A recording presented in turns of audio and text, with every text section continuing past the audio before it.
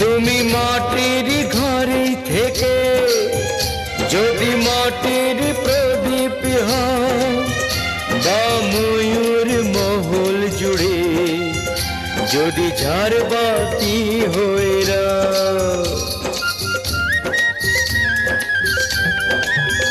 তুমি মাটির ঘরে থেকে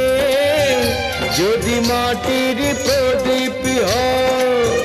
বা ময়ূর মহল জুড়ে যদি ঝাড়বাতি হয়ে রাও, তবু ছড়াতে গেলে